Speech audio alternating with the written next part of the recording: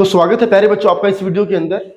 Physical education का exam बहुत नजदीक है क्लास 12th का, तो उसी सिलसिले को आगे बढ़ाते हैं। एक और इंपॉर्टेंट कॉन्सेप्ट लेकर के आया हूं आप लोगों के लिए, एग्जाम में बहुत इंपॉर्टेंट है, लेंथी चैप्टर भी है। तो आज की वीडियो थोड़ी सी लंबी भी हो सकती है, लेकिन वीडियो में एंड तक बने रहना है, एक भी सेकंड की वीडियो स्किप नहीं करनी है, ठीक है। आज मेरी तबीयत उतनी ठीक भी नहीं है, बावजूद उसके आप लोगों के लिए शानदार वीडियो में लेकर के आया हूं। आज हम पढ़ेंगे शरीर क्रिया विज्ञान एवं खेलों में चोटें, physiology and injuries in sports. काफी ज्यादा मार्क्स जो है वो का इस चैप्टर में से आपके एग्जाम में आने वाला बहुत इंपॉर्टेंट चैप्टर है। अगर आप फिजिकल एजुकेशन के स्टूडेंट नहीं भी हैं तो भी आप ये चैप्टर आपके लिए बहुत इंपॉर्टेंट है। क्या क्या पढ़ेंगे वो आपको बता दे रहा हूं मैं। पहले physiological factor determining the components of physical fitness, शारीरिक पुष्टि के घटकों को निर्धारित करने वाले शरीर क्रियात्मक कारक। व्यायाम का हमारे मांसपेशीय संस्थान पर क्या प्रभाव पड़ता है, व्यायाम का एक्सरसाइज का ही हमारे कार्डियो श्वसन संस्थान पर क्या प्रभाव पड़ता है, means effect of exercise on cardio respiratory system. बुढ़ापे के कारण हमारी बॉडी में क्या चेंजेस आते हैं। खेलों की चोटों के बारे में डिस्कस करेंगे, उनका वर्गीकरण डिस्कस करेंगे, कितने प्रकार की चोटें होती हैं, खरोंच, चीरा, मोच, खिंचाव, कंट्यूशन, ये सब चीजें इस वीडियो के अंदर डिस्कस करने वाले हैं। तो सबसे पहला हमारा जो पॉइंट आता है physiological factors determining the components of physical fitness, शारीरिक पुष्टि के घटकों को निर्धारित करने वाले शरीर क्रियात्मक कारक।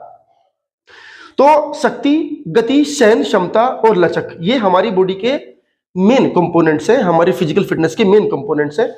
इनके बारे में डिस्कस करते हैं सबसे पहले। तो सबसे पहला पॉइंट आता है शक्ति को निर्धारित करने वाले कारक। शक्ति होता क्या, देखिए किसी भी काम को करने की आपकी जो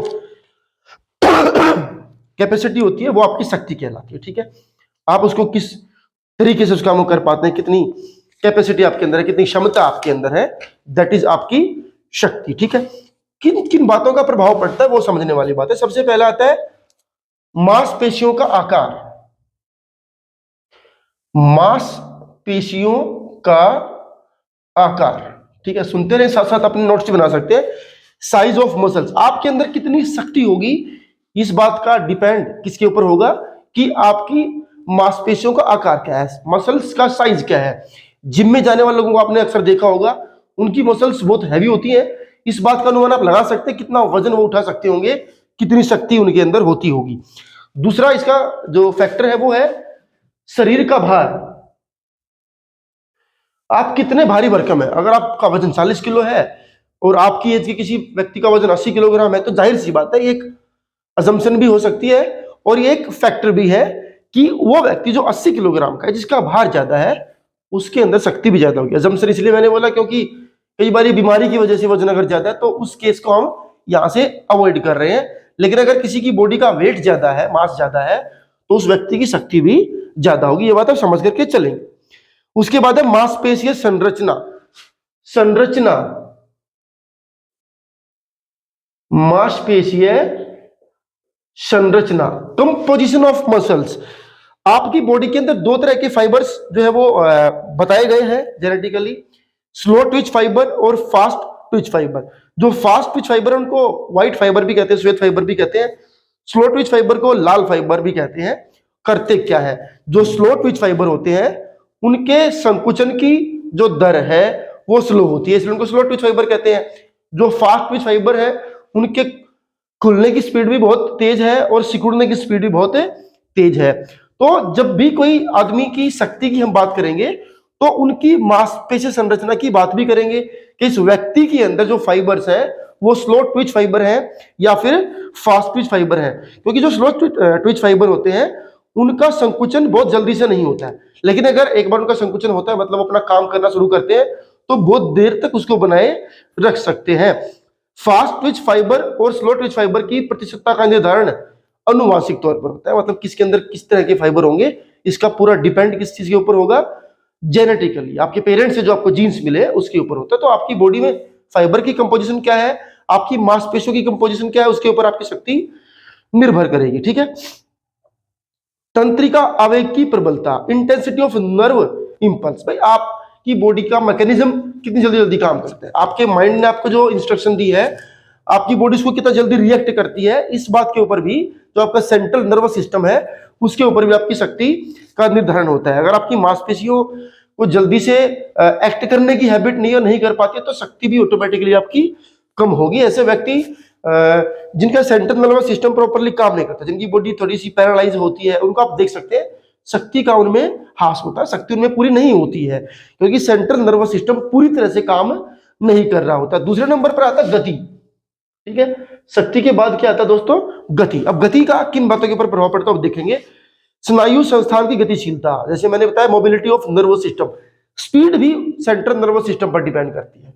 आप कितनी जल्दी एक्ट करेंगे, आपको किसी ने बोला रन तो आप भागेंगे, कितनी जल्दी भागेंगे, it depends on your central nervous system. वो कितना प्रबल है, कितना तेज काम करता है, उसके ऊपर आपकी गति जो है वो निर्धारित करेगी। तो सेंट्रल नर्वस सिस्टम का इसमें बहुत ज्यादा इंपैक्ट होता है। दूसरा आता है वही मांसपेशी संरचना और संगठन, मसल्स की कंपोजिशन, वो इसमें भी आता है। अगर आपकी बॉडी के अंदर फास्ट ट्विच फाइबर ज्यादा है तो ऑटोमेटिकली आप देखेंगे कि आपकी बॉडी के अंदर स्पीड भी बहुत ज्यादा होगी। जाहिर सी बात है क्योंकि आपके अंदर फास्ट ट्विच फाइबर ज्यादा है जो बहुत जल्दी एक्सपैंड होते हैं, वो जल्दी एक्ट करते हैं, तो स्पीड आपकी बढ़ेगी। उसके बाद आपकी इसका पॉइंट आता है विस्फोटक शक्ति। अगर आपकी बॉडी के अंदर फास्ट ट्विच फाइबर ज्यादा है तो आप अपनी पूरी शक्ति का विस्फोटकता से इस्तेमाल कर पाएंगे, स्पीड से इस्तेमाल कर पाएंगे। और वो जो स्पीड से इस्तेमाल करेंगे तो स्पीड इज इक्वल टू गति, तो वहां पर आपकी गति ज्यादा ही होगी। दूसरा है लचक, माने आपकी बॉडी कितनी फ्लेक्सिबल है, आपकी गति उसी के ऊपर डिपेंड करती है। लचक तो है ही नहीं मान के चलो, तो शक्ति तो हो सभी शक्ति है बाई चांस, लेकिन गति जब हम बात करेंगे तो लचक अगर आपके अंदर नहीं है तो गति भी आपके शरीर की कम होगी। ठीक है, तो फ्लेक्सिबल होना जरूरी है स्पीड मेंटेन रखने के लिए। उसके बाद आता है जैव रासायनिक भंडार और उपापचय शक्ति, माने आपके अंदर कितनी ज्यादा चीजों का स्टोरेज हो सकता है, कितनी एनर्जी आप स्टोर कर सकते हैं। फिर उसका उपापचय, उसका पचन, उसका इस्तेमाल आपकी बॉडी कैसे करती है, उसके ऊपर भी आपकी गति जो है वो निर्धारित करती है। आपने जो चीजें स्टोर अपने अंदर करी है, मान के चलो एनर्जी, और आपकी जो बॉडी है उसको बहुत जल्दी इस्तेमाल कर लेती है, तो जाहिर सी बात है फिर आपके अंदर जो गति है वो धीरे धीरे कम होती चली जाएगी। ठीक है, तो वो एक चीज आती है। उसके बाद अगला पॉइंट आता है दोस्तों सहन शक्ति। सहन शक्ति माने आप किसी चीज को कितनी देर तक होल्ड कर सकते हो, वो वाली स्ट्रेंथ की यहां पर बात हो रही है। फिजियोलॉजिकल फैक्टर्स डिटरमाइनिंग एंड्योरेंस, सबसे पहली तो इसमें आती है एरोबिक क्षमता, एक सबसे मेन पॉइंट है। ठीक है, एरोबिक क्षमता माने ऑक्सीजन से रिलेटेड है, कितनी कैपेसिटी है।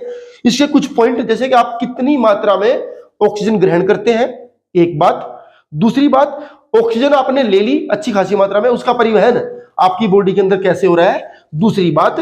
तीसरी बात, ऑक्सीजन का उद्ग्रहण, ठीक है आपने ट्रांसपोर्टेशन भी ठीक हो रहा है, ठीक मात्रा में ऑक्सीजन ले रहे हैं, लेकिन उसका उद्ग्रहण, उसको एडजस्ट कैसे आपकी बॉडी कर रही है, यूटिलाइज कैसे उसको कर रही है। उसके बाद है ऊर्जा भंडार, क्या आपकी बॉडी कुछ चीजें स्टोर कर सकती है, क्या उस एनर्जी को स्टोर कर सकती है। क्योंकि जब आप सहन शक्ति की बात करते हैं, सहन क्षमता की बात करते हैं दोस्तों, तो आपकी बॉडी के अंदर जितना ऊर्जा भंडार ज्यादा होगा, आप लंबे समय तक टिक पाएंगे उस पॉइंट पर।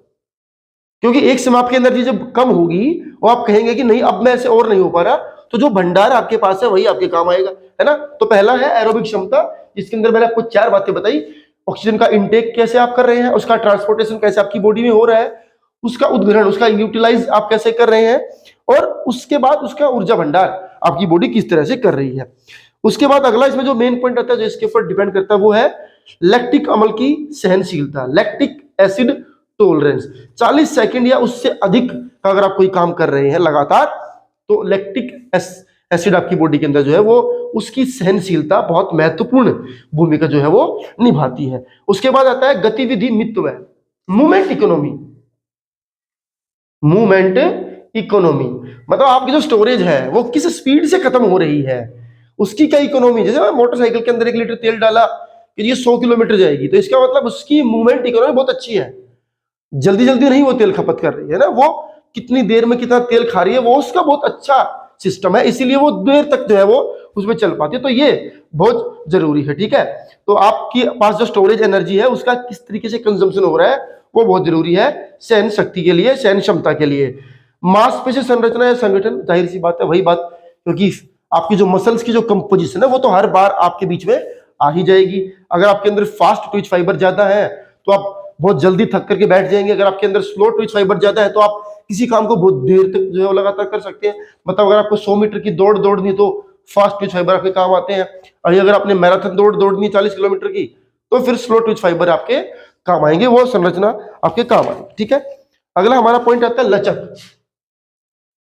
ये हमारे 4 कंपोनेंट, शक्ति, गति, सहन शक्ति, सहन क्षमता, और उसके बाद आता है लचक। लचक को निर्धारित करने वाले शरीर क्रियात्मक कारक कौन कौन से हैं? सबसे पहला मांसपेशियों की शक्ति, आपकी मसल्स की कैपेसिटी। मसल्स आपकी कैपेबल ही नहीं होंगी तो लचक तो जाहिर सी बात है आपके ऊपर नहीं आपके काम आएगी। जोड़ों की बनावट, आपके जॉइंट का स्ट्रक्चर क्या है उसके ऊपर आपकी लचक डिपेंड करती है। स्ट्रक्चर फ्लेक्सिबल है तो जाहिर सी बात है फ्लेक्सिबिलिटी बॉडी के अंदर भी ज्यादा होगी। आयु और लिंग, एज और सेक्स, माने आप किस एज में हो और आपका जेंडर क्या है। अगर आप एक लड़की हो तो 12-13 साल के उम्र के बाद लचक को बनाना थोड़ा सा मुश्किल होता है, एडोलसेंस की एज स्टार्ट होने के बाद। अगर आप पुरुष है, लड़के हैं तो मेल है तो फिर आप 18, 19, 20 तक यही एज आपकी जाती है। ठीक है, उसके बाद आता है मांसपेशियों का खिंचाव, स्ट्रेचेबिलिटी ऑफ मसल्स। आपका खिंचाव आपकी बॉडी में कितना ज्यादा आपकी बॉडी कर पा रही है, मतलब आपकी मसल्स कितनी खिंच सकती हैं, तो उसके ऊपर भी आपकी लचक जो है वो निर्धारित करती है। आंतरिक वातावरण, इंटरनल मूवमेंट कैसा है, माने किसी खिलाड़ी के अंदर का इन्वायरमेंट। मान लीजिए बाहर बहुत ठंड है और आप आकर के ठंड में कोई काम कर रहे हैं तो आपकी बॉडी के अंदर का जो टेम्परेचर है बाहर के टेम्परेचर से बहुत ज्यादा गैप में है, तो जब तक वो गैप कम नहीं होता है तब तक लचक आपके अंदर नहीं बनेगी। आप कभी एक्सपेरिमेंट करके देख सकते हैं, आप रजाई से निकले और 10 डिग्री टेम्परेचर में जाए और वहां जाकर के फ्लेक्सिबिलिटी दिखाने की कोशिश करें, आपको एहसास होगा कि आपकी बॉडी उतनी फ्लेक्सिबल फील नहीं कर पा रही है। ठीक है, पिछली चोटें, जीवन भर में कोई चोट अगर आपको लगी है तो फिर जाहिर सी बात है उसका भी आपकी लचक के ऊपर जो है वो प्रभाव पड़ेगा। उसके बाद अगला जो मेन पॉइंट आता है दोस्तों पढ़ने के लिए वो आता है व्यायाम का प्रभाव। और पहला प्रभाव किस पर पढ़ेंगे हम लोग? हमारे मांसपेशीय संस्थान पर, माने हमारे मस्कुलर सिस्टम पर व्यायाम का क्या प्रभाव पड़ता है। सबसे पहला प्रभाव क्या पड़ेगा? मांसपेशी के आकार और आकृति में परिवर्तन आएगा, मतलब आपकी मसल्स का जो आकार है वो बढ़ेगा। अगर आप नियमित तौर पे व्यायाम करते हैं, जिम में जाकर के जो रोज व्यायाम करते हैं उनकी मसल्स का साइज इंक्रीज होता है। दूसरा, अधिक कोशिकाओं का निर्माण होगा, कैपिलरीज। ठीक है, जितना ज्यादा व्यायाम करेंगे जाहिर सी बात है आपकी मांसपेशियों के रंग में परिवर्तन भी आएगा, क्योंकि नई नई कैपिलरीज का निर्माण हो रहा है। रक्त संचार अच्छा होता है तो कैपिलरीज नई नई बनेगी, तो आप देखेंगे ये भी परिवर्तन आपके अंदर आएगा। मांसपेशियां अर्ध तनाव की स्थिति में रहती है, रिमेन इन टोन पोजीशन, माने कभी भी काम करो इस पोजीशन में हमेशा आपकी मांसपेशियां रहेंगी अगर आप प्रतिदिन व्यायाम करते हो तो। अर्ध तनाव का मतलब होता है इस कंडीशन में रहेंगे, कोई आपको काम बताए आप झट से उस काम को कर पाए, बिल्कुल सुस्त नहीं होंगे अगर आपकी बॉडी रोज व्यायाम करती है तो।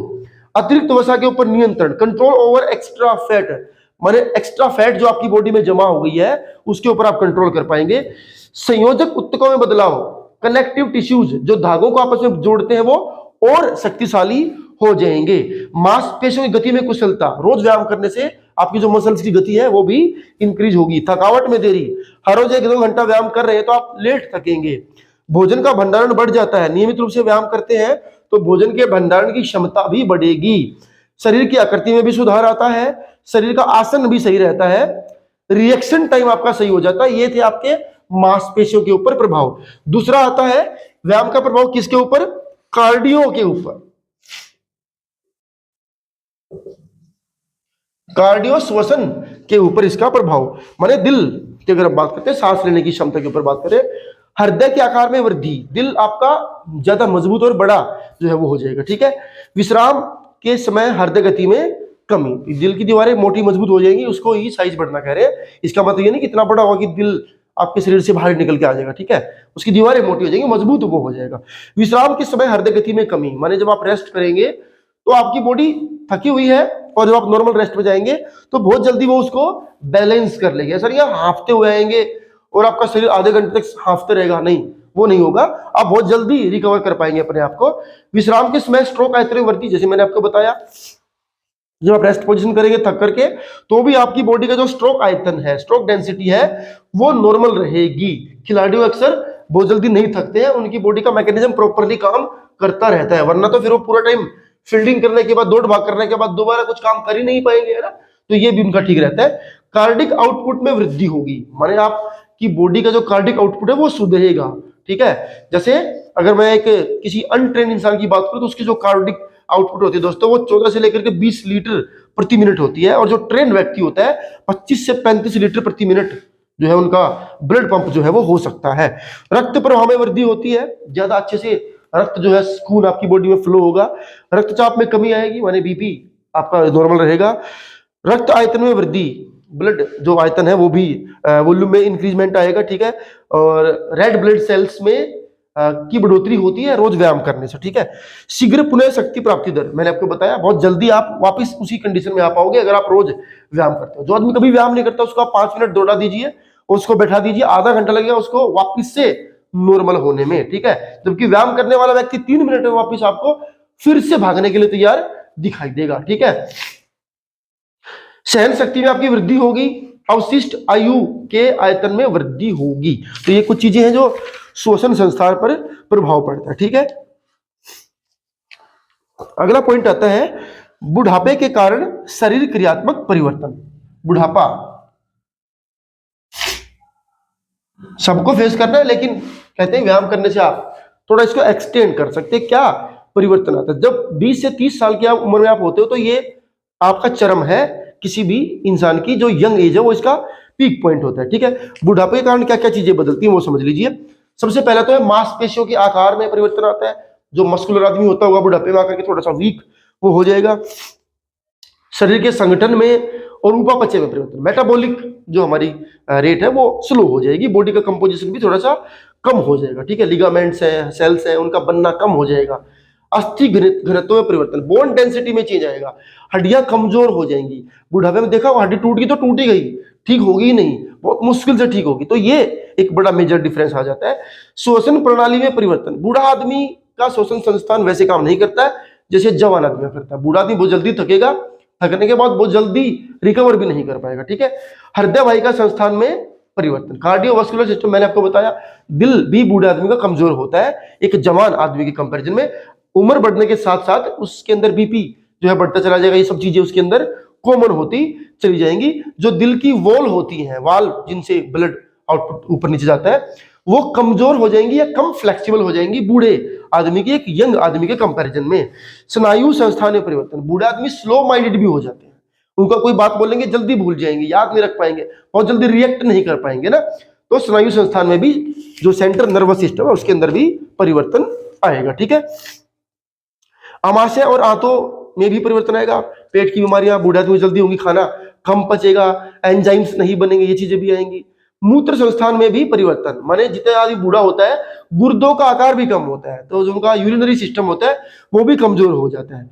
ठीक है, लचक में भी परिवर्तन, फ्लेक्सिबिलिटी कम हो जाएगी इंसान की। ठीक है, इंद्रिय बोध में परिवर्तन हो जाएगा, माने जो हमारी इंद्रियां हैं वो कम काम करेंगी, जो देखने की, सूंघने की, समझने की, सुनने की जो शक्ति है वो कम हो जाएगी एक बूढ़े आदमी की एक जवान आदमी के कंपैरिजन में। ठीक है, तो ये बुढ़ापे के परिवर्तन है हमारी बॉडी में। उसके बाद एक मुख्य पॉइंट पर आते हैं दोस्तों, खेल चोट। खेलों में लगने वाली चोटों को किस प्रकार से वर्गीकृत जो है वो किया जाता है। चोट लगना सामान्य बात है, चोट लगना कोई बहुत बड़ी चीज नहीं, लेकिन उनका वर्गीकरण क्या है वो हम समझेंगे किस तरह की चोटें होती है। सबसे पहले इन्होंने 4 तरह की चोटें बताई है। एक है कोमल ऊतकों की चोटें, किसकी? कोमल ऊतक, माने जो सॉफ्ट टिश्यूज है उनकी इंजरी। उसके बाद आती है अस्थियों की चोटें, बोन इंजरीज, हड्डियों की जिसको चोट आप कह सकते हैं। और तीसरा, 4 नहीं 3 ही है, तीसरा है जोड़ों की चोटें, माने जो जॉइंट्स है उनकी चोट। तो जॉइंट्स की चोट, बोन्स, ठीक है, और सॉफ्ट टिश्यूज ध्यान रखेंगे। ठीक है, इन 3 भागों में बांट रखा है। क्या है एक बार समझ लेते हैं। सॉफ्ट टिश्यूज की चोट कौन सी होती है? इसमें 4 चीजें हैं। एक कंट्यूशन है, दूसरा खिंचाव है, तीसरा मोच है, और 4th नंबर पे आता है रगड़ना या कोई स्किन आपकी छिल जाए उसको बोलते हैं। कंट्यूशन किसको बोलते हैं? मांसपेशी की चोट होती है। किसी खेल के उपकरण या किसी चीज से डायरेक्टली अगर आप टकरा जाए तो आपने देखा होगा स्किन पे थोड़ा नीला नीला सा जो है वो निशान सा पड़ जाता है बाहर से ऊपरी वाली लेयर पे, दैट इज कंट्यूशन। बचाव के लिए तो देखो एक चीज सभी में आएगी, सभी चोटों में, जब आप खेलने जाए तो उचित वार्म अप आपका होना चाहिए। वार्म अप से मेरा मतलब है बाहर के जो टेम्परेचर है और अंदर का जो टेम्परेचर है उसको आपको मैच करना है, शरीर के अंदर गर्मी लेकर के आनी है ताकि आपकी बॉडी यूटिलाइज कर पाए उस चीज को, ठीक है। अनुकूलन ठीक हो, तैयारी के दौरान अपने आप को बैलेंस में आपने रखना है, अनुकूल वातावरण के हिसाब से काम करना है। उपकरण अच्छे आपके हों, खेल जिन उपकरण जिनको आप इस्तेमाल कर रहे हैं अच्छी गुणवत्ता के हो, मैदान आपका साफ होना चाहिए, वैज्ञानिक ज्ञान आपको होना चाहिए खेल के बारे में। जब आप खेलने जाए तो अभ्यास के दौरान आप सावधानी रखें। तो ये जो चीजें ये कॉमन है, ये सभी में आप लिख सकते हो, चाहे आप किसी भी तरह की चोट की बात कर रहे हैं। वार्म अप आपका होना चाहिए, खेल उपकरण ठीक होने चाहिए, ग्राउंड आपका साफ सुथरा हो, उसमें ईंट पत्थर ना बिछे हो, ये सब चीजें आप सभी के बचाव में आप लिख सकते हैं, ठीक है। तो ऐसी चोटों में कई बार अकड़न हो सकती है, थोड़ी सूजन भी आ सकती है, ठीक है। दूसरा आता है खिंचाव, जब मसल्स आपकी खिंच जाती है साधारण या असाधारण तरीके से, जैसे कहीं पर आपको स्ट्रेच पड़ जाए, ठीक है, खिंचाव आ जाए आपकी बॉडी में, तो उसको ऐसा बोलते हैं ट्विस्ट हो सकता है। किसी ने आपका हाथ मरोड़ दिया, तो हाथ मरोड़ने का मतलब क्या है, आपकी मसल्स खिंच जाएंगी, एक्स्ट्रा उनके ऊपर खिंचाव आएगा, तो उसके कारण कई बार एक्टन हो सकती है, आपको लग सकता है कि शरीर काम ही नहीं कर रहा, ये जो है इसको मैं सीधा नहीं कर पा रहा, अपने हाथ को प्रॉपरली मुड़ नहीं पा रहा, इस तरह की समस्या है। बचाव वही है, आप प्रॉपर वार्म अप करके जाएं, मैदान आपका साफ सुथरा हो, अनुकूलन आपका हो, अभ्यास के दौरान आप ढंग से काम करें, वैज्ञानिक ज्ञान आपको हो, आपके उपकरण सही हो, ये सब सावधानी आपको रखनी होती है। थकावट की कंडीशन में आप खेल ना करें, ये बीच में आप जोड़ लीजिए। उसके बाद आता है मोच, चलते चलते आपका पैर कहीं से मुड़ गया, मोच माने ट्विस्ट जो है वो स्प्रेन आपकी बॉडी के अंदर आ जाए, लिगामेंट की चोट होती है, और कहीं से भी आपका लिगामेंट जब ज्यादा मुड़ जाता है एक्सेस में, तो उसको मोच बोल जाती है। अगर आपने देखा होगा कि चलते हुए किसी उबड़ खाबड़ जगह पर पैर टिकने से आपकी जो टखने की जो हड्डी होती है वो मुड़ जाती है, उसको मोच बोल देते हैं। तो कुछ दिनों तक आप सीधा पैर नहीं रख पाएंगे, उस पर दबाव नहीं डलेगा, क्योंकि लिगामेंट आपके टूट जाते हैं, ब्रेक हो जाते हैं, तो फिर पैर आपका वजन नहीं झेल पाता है। तो अक्सर यहाँ पर कलाई में और पैर के टखने में जो है ये चीजें देखने को मिलती हैं। बचाव इसके वही है, आप ध्यान रखें चलते हुए अपना कहाँ चल रहे हैं वो आपको पता होना चाहिए। उसके अलावा उचित आपका वार्म अप होना चाहिए, उपकरण आपके सही होने चाहिए, जूते आप पहन के रखें खेलते हुए, वो आपके पैर को सेफ रखता है, ठीक है। तो ये चीजें हैं। उसके बाद रगड़ या फिर छिलना, ठीक है। रगड़ना छिलना स्किन की चोट है, आप कहीं पर भी किसी सरफेस से आप टकरा जाए और आपकी बॉडी जो है वो खिंच जाए और वहां पर एक निशान पड़ जाए, छिल सकता है, उसको रगड़ या छिलना आप कह सकते हैं। तो कपड़े खिलाड़ी आपने देखा होगा पूरे पहन के रखते हैं, ठीक है, ग्लव्स भी पहन के रखते हैं, जूते पहन के रखते हैं, वजह साफ है, गिरेंगे स्लिप करेंगे तो छिले ना स्किन, तो ये उसका ही मकसद है, ठीक है। हॉकी में, फुटबॉल में अक्सर ऐसा, कबड्डी में होता रहता है। तो नियमों का पालन करें, उपकरण आपके पास पूरे हो, जूते वूते अपने पहन के रखे हो, मैदान आपका साफ सुथरा हो। आप पक्के में सीमेंटेड में खेलोगे तो गिरोगे, जाहिर सी बात है, रगड़ या छिलना तो होना ही होना है। दूसरे नंबर पे आता है दोस्तों हड्डियों की चोटें, अस्थियों की चोटें, ठीक है, बोन इंजरीज। 6 तरह की बोन इंजरी। सबसे पहला है साधारण अस्थि भंग, सिंपल, किसी भी प्रकार के घाव के बिना अस्थि भंग हो सकता है, माने घाव ना हो, छोटा मोटा हड्डी में चोट है, उसको साधारण कहते हैं। विवृत कंपाउंड फ्रैक्चर, वो फ्रैक्चर है जिसमें हड्डी के टूटने के साथ साथ थोड़ी स्किन और मसल्स को भी नुकसान होता है। तीसरा है जटिल अस्थि भंग, कॉम्प्लिकेटेड फ्रैक्चर। इसमें क्या होता है, जब हड्डी टूटी होती है तो उसके जो हड्डी के जो आंतरिक जो अंग है उनको भी, वो हमारे इंटरनल जो ऑर्गन है हमारी बॉडी के, हड्डी की बार उनको भी नुकसान पहुंचा देती है। तो इसको बोलते हैं, जैसे कि कोई लंबी लॉन्ग जंप करे या पोल वोल्ट करते ऊपर से गिरने पे अक्सर ऐसी हड्डियां टूटती है कि अंदर के जो ऑर्गन्स है, मान लीजिए पैर की हड्डी टूटी तो अंदर के जो टिश्यूज थे या दूसरी जो मसल्स थी उनके अंदर वो जाकर के हड्डी लगी तो उनको भी नुकसान पहुंचा दिया। उसके बाद कच्ची अस्थि भंग, ठीक है। इस प्रकार का अस्थि भंग बच्चों में देखने को मिलता है, जो कोमल और मुलायम उनकी हड्डियां तब तक होती हैं, वो कमजोर होती है ना, बच्चे की हड्डी बहुत कमजोर होती है, ऐसे हाथ पकड़ के आपने उठा लिया उसको तो उसकी हड्डी निकल सकती कंधे से, तो वो जो है बच्चों में देखने को मिलता है। बहुखंड अस्थि भंग का मतलब होता है जब एक ही हड्डी कई अलग अलग पार्ट्स में टूट जाती है, बहुत बुरी तरह से टूट जाती है, उसको बोलते हैं कोमल है, सॉरी, बहुखंड अस्थि। बहुखंड माने ज्यादा खंड जब उस चीज की हो जाए, ठीक है। पचड़ी अस्थि भंग, इंपैक्टेड फ्रैक्चर, जब एक टूटी हुई हड्डी का एक सिरा दूसरे सिरे में घुस जाए, मतलब हड्डी टूटी ऐसे कि यहां से टूटी तो ये वाला पॉइंट दूसरी हड्डी में जाकर के घुस गया, ठीक है। बचाव है इसके क्या ही तो कारण क्या हो सकते हैं, कहीं पर आप जोर से टकरा जाए, कहीं से गिर जाए, एकदम से गिर जाए, किसी ठोस उपकरण से आपकी हड्डी टकरा जाए, तो ऑस्टियोपोरोसिस भी हड्डियों की चोटों की एक वजह हो सकती है महिलाओं के अंदर खास तौर पे। बचाव वही है कि जहां खेले सावधानी से खेले, उपकरण आपके पास हो, गिरने से अपने बचना है, मैदान आपका साफ सुथरा हो, ये तमाम चीजें। उसके बाद आते हैं दोस्तों जोड़ों की चोटों के ऊपर, जॉइंट फ्रैक्चर, ठीक है। कितनी तरह की चीजें बता दे रहा हूं आपको मैं। पहला है निचले जबड़े का विस्थापन, माने जोड़ जहां जहां वहीं पे, मतलब ये वाला जोड़ जहां जहां जॉइंट होते हैं वहां की चोट बात करें। कई बार जोरदार टक्कर आने से, गिरने से जो आपका नीचे वाला जबड़ा जो है वो लोअर जा जो आपकी है वो डिसलोकेट हो सकती है, वो उसका विस्थापन टेढ़ी-मेढ़ी हो सकती है चोट की वजह से। कंधे के जोड़ का विस्थापन, शोल्डर डिसलोकेशन कई बार होता है, आप गिरे जोर से और अब कंधा मुड़ गया तो अपनी जगह वो छोड़ देगा, उसको बोलते हैं कंधे का विस्थापन। हालांकि ये जोड़ की चोट जल्दी ठीक करी जा सकती है, एक्सेप्शनली हड्डियों की चोट है, क्योंकि हड्डी कहीं से टूटेगी तो उसको समय लगता है। जोड़ कई बार आप देखते हैं बहुत जल्दी भी छोटी मोटी कोई चीज घुमा करके डॉक्टर फिजियो आपका उसको ठीक कर देता है। कूल्हे के जोड़ का विस्थापन, माने जो आपका हिप जॉइंट है उसका जो है डिसलोकेशन अगर होना, एकाएक ही ज्यादा पावर लगाने से, आप बैठे हुए बहुत देर से किसी का स्टैंड अप एकदम से उठे तो कई बार झटका लगने से कूल्हे के जोड़ का विस्थापन जो है वो हिप जॉइंट का डिसलोकेशन हो सकता है। कलाई के जोड़ का विस्थापन, रिस्ट जॉइंट, यहाँ पर तो मेनली जॉइंट तो यही इधर ही होते हैं, तो इन्हीं जोड़ों को जब अपनी जगह से वो जगह छोड़ देते हैं, प्रॉपरली काम नहीं कर पाते हैं, उसी को ही कहते हैं जोड़ का विस्थापन। ठीक है, बचाव क्या है? जो बचाव अब तक बताता है मैं वही सब बचाव है। जोड़ों की चोट से बचने के लिए भी मैदान आपका साफ सुथरा हो, खेलते हुए आपको पूर्ण वैज्ञानिक ज्ञान हो, अनुचित ढंग से आप कहीं पे ना गिरे, गलत तरीके से ना गिरे, गलत तरीके से टकराए ना, उपकरण आपके साफ सुथरे हो, ठीक ठाक हो, सेफ हो, वैज्ञानिक ज्ञान आपको खेल के बारे में हो, नियमों का पालन करके खेले, चोट पहुंचाने के पर्पज से किसी के साथ ना खेले। देखो इन चोट जो मैंने आपको बताई, लगने बहुत सारी चोटें हैं जो मैंने बताया कि लग सकती हैं चोटें आपको। अब इनके बचाव में मैंने साथ साथ आपको बताया, एक बार इनको मैं अलग से बता दे रहा हूं पॉइंट टू पॉइंट की कारण क्या क्या हो सकते हैं। अनुचित अनुकूलन, माने आपको बाहर के एनवायरमेंट का पूरा ज्ञान नहीं था और कंडीशनिंग आपके हिसाब से सही नहीं थी। दूसरा अनुचित गरमाना, माने प्रॉपर वार्म अप किया ही नहीं आपने, सीधे बिस्तर से निकले और खेलने दौड़ पड़े।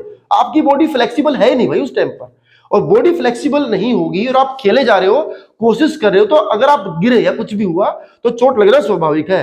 प्रशिक्षण का अवैज्ञानिक तरीका, जो आप ट्रेनिंग करते हैं तो आपको साइंटिफिक नॉलेज नहीं है, आप ट्रेनिंग करने चले गए लेकिन आपको वैज्ञानिक ज्ञान नहीं है कि कहां से क्या करना है। पुष्टि का अभाव, लैक ऑफ फिटनेस ही नहीं है।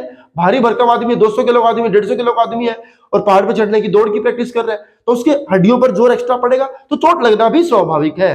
पोषक तत्वों की कमी, अगर आप देखो भोजन में अगर आपको पोषक तत्व पूरे नहीं मिल रहे होंगे तो जाहिर सी बात है आपकी बॉडी उतना वेल परफॉर्म नहीं कर पाएगी, चोट लगने के चांस बढ़ जाएंगे। खेल सुविधाओं की कमी, खेल का मैदान ही आपका साफ नहीं है, उपकरण ही आपके पास नहीं है तो क्या ही होगा, चोट ही लगेगी।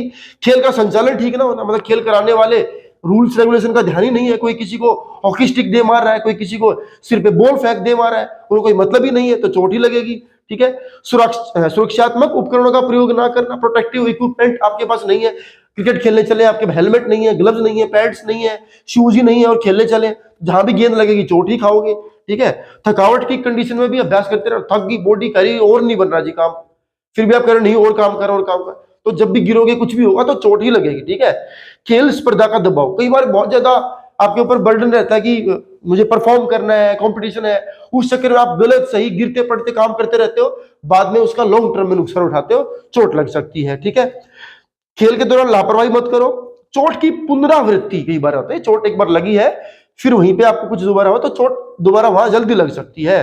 अनुचित खेल उपकरण, बात में बता चुका हूं कि अच्छे उपकरणों से आपने खेलना है, पता लगे हेलमेट तो पहना लेकिन फोम का पहना हुआ है, गेंद लगेगी तो क्या ही होगा फिर, है ना, तो वो सारी चीजें हैं। मांसपेशियों का बहुत ज्यादा इस्तेमाल करना, ओवर यूज करना मसल्स को, तो वो भी कई बार आपको चोट दे सकता है। बचाव क्या है, जो वजह मैंने आपको बताई उन्हीं को आप अपोजिट कर दीजिए कि जी जिस कारण से चोट लगी, मान लीजिए उचित उपकरणों का प्रयोग ना करने से चोट लगी तो इसका सोल्यूशन क्या बन जाएगा जी, उचित उपकरणों का उपयोग कर लीजिए, है ना। जैसे अभी मैंने बोला कि अच्छी तरीके से आपने वार्म अप नहीं किया तो चोट लगेगी, तो इसका बचाव क्या बन जाएगा, उचित वार्म अप कर लीजिए। जब आप खेलने जाए तो पहले वार्म अप कर ले, 2 चक्कर लगा ले, 2 राउंड लगा ले ग्राउंड के, अपने को गर्म कर ले, अब फिर खेलने चले। उचित अनुकूलन, माने आपकी बॉडी को आपको उस एनवायरनमेंट के अकॉर्डिंग कंडीशनिंग देनी है कि हाँ मैं कर पाऊंगा इस काम को। ठीक है, उसके बाद संतुलित आहार ले, जैसे मैंने बोला कि पोषक तत्व की कमी है तो चोट लग सकती है, तो उसके जवाब में आप क्या करेंगे, संतुलित आहार ले लेंगे। खेल कौशल का ज्ञान हो, वैज्ञानिक ज्ञान नहीं होगा तो चोट लगेगी, तो उसका ज्ञान होना चाहिए। प्रोटेक्टिव इक्विपमेंट, सुरक्षात्मक उपकरणों का प्रयोग कीजिए। उचित खेल सुविधाएं, ग्राउंड में खेल सुविधाओं की कमी नहीं होनी चाहिए। पक्षपात रहित खेल संचालन हो, कोई किसी को चोट पहुंचाने की कोशिश करता है तो उसके खिलाफ तुरंत एक्शन लिया जाए। ठीक है, अति भार हो तो प्रशिक्षण ना करें, माने बहुत ज्यादा ओवरवेट हो तो ट्रेनिंग मत करो भाई, पहले थोड़ा वजन कम करो फिर ट्रेनिंग करो। तकनीक का प्रयोग करके खेलें, अंधाधुंध नहीं खेलना है, ठीक है, उससे कई बार झटका लग सकता है, ठीक है, तो वो चीज है, खेल नियमों का पालन हो, तो ये सारी चीजें हैं। कुछ टिप्स थी जो ये मैंने जो बातें बताई यही टिप्स है कि खेलें तो ढंग से खेलें, ग्राउंड एक बार चेक कर लें, अपनी तकनीक पर ध्यान दें, वार्म अप करके चलें, ये सभी ट्रिक्स है जो आपको ध्यान रखनी होती है। अब इन चोट तो लग गई, अब इनका उपचार भी क्या है, तो सबसे पहले जो मुलायम चोट लगी है आपको उनके उपचार की बात कर लेते हैं, ठीक है। सबसे पहले जो प्रभावित अंग है उसको थोड़ा साफ कर लें, मिट्टी विट्टी लगी उसको हटा लें, किसी ऐसे कपड़े से जो साफ सुथरा है उससे सफाई करें, ठीक है, और वहां पर दवाई लगाएं और बैक्टीरिया ताकि बढ़े ना और ये सब चीजें ना हो। कंट्यूजन से बचने के लिए क्या करें, ठंडे दबाव या शीत दबाव का प्रयोग तत्काल ही करें, माने कोल्ड कंप्रेशन जिसको बोलते हैं। बर्फ ठंडे पानी का प्रयोग 40 मिनट से अधिक नहीं करना चाहिए, 5 से 6 बार दिन में ऐसा आप कर सकते हो। सूजन है तो उसकी थोड़ी दवाइयां ले सकते हो, डॉक्टर को दिखाएं, ये सब चीजें। खरोंच अगर आपको आई है तो उसको खून को बहाने के लिए कुछ उसके ऊपर उसको धो दे थोड़ा सा और 15 मिनट तक उसको दबा के रखें, थोड़ा प्रेस करें ताकि खून का बहाव रुक सके। उसके बाद साबुन से गर्म पानी से धो के उसको साफ करके पट्टी वट्टी करा सकते हैं। टाके की जरूरत है तो टाके भी लगवा सकते हैं, कई बार खरोंच दिखती है कि नहीं है लेकिन अंदर तक गहरा घाव होता है तो वहां पे कई बार टाके लगाने की स्टिचेस की जरूरत होती है। पट्टी वट्टी नियमित रूप से बदलवाते रहे। चीरा अगर आपको लग जाए तो, चीरा माने किसी धारदार नुकीली चीज से एकदम से कट लग गया, ऊपर से दिखेगा नहीं लेकिन अंदर तक गहरा घाव उसका होता है, तो एक बार क्या करें, तो अगर बहुत ज्यादा गहरा घाव नहीं तो खून को थोड़ा सा बाहर आने दे ताकि वो जो बैक्टीरिया वाला ब्लड है वो बाहर तक निकल जाए।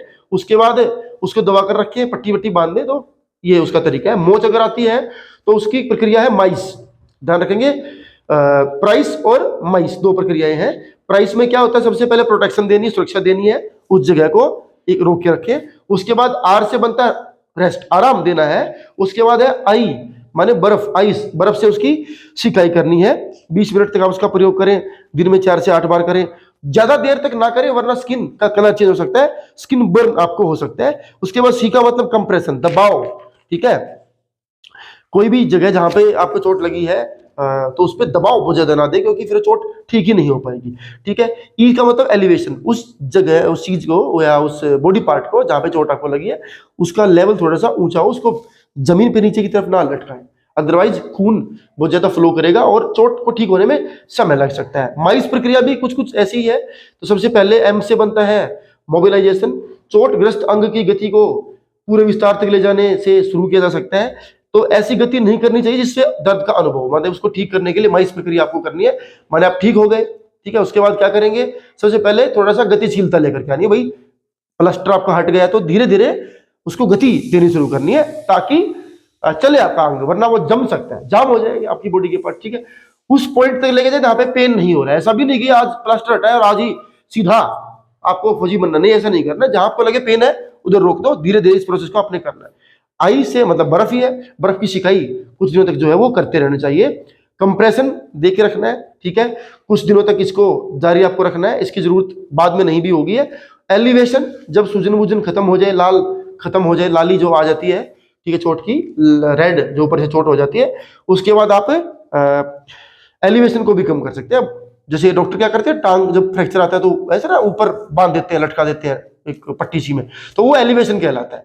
जब चोट ठीक हो जाए, आपको लगा कि अब नॉर्मल है, तो आप उसको नीचे लेकर के आ सकते हो, ठीक है। अगर आपको खिंचाव की चोट आती है, स्ट्रेन आते हैं, तो उसके लिए आप क्या कर सकते हैं, उसके लिए भी प्राइस की प्रक्रिया जो है आपको निभानी है। जैसे मैंने आपको बताया, प्रोटेक्शन करनी है, रेस्ट देना है, आइस है, कंप्रेशन है और एलिवेशन है। अब बात कर लेते हैं अस्थि और जो जोड़ है उनके जो ट्रीटमेंट के लिए क्या कर सकते हैं, ठीक है। तो सबसे पहले कहते हैं, अगर आपका जोड़ों का विस्थापन हो जाए तो क्या करें, तो निचले जबड़े का विस्थापन सामान्यतः तब होता है जब ठोड़ी किसी वस्तु से टकराती है। ज्यादा मुंह खोलने से भी ऐसा हो सकता है। कंधे का जोड़ मैंने आपको बताया, कूल्हे के जोड़ का मैंने आपको बताया।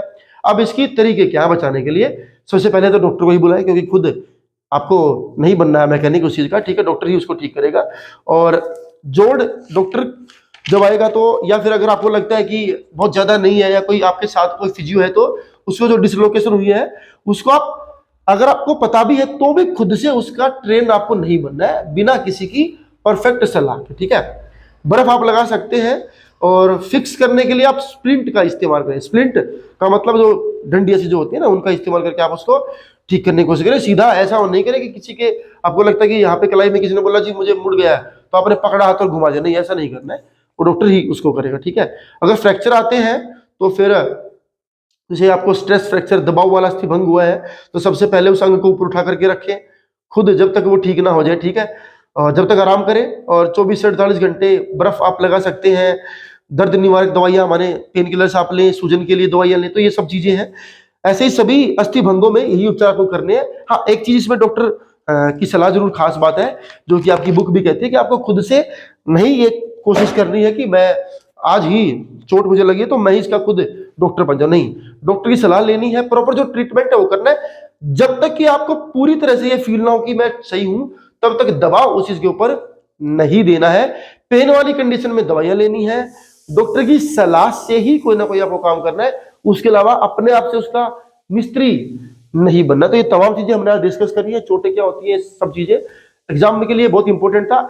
वैसे भी आपकी जनरल साइंस के लिए भी चैप्टर बहुत ज्यादा इंपॉर्टेंट था, आपके ज्ञान को, व्यवहारिक ज्ञान को बढ़ाने के लिए।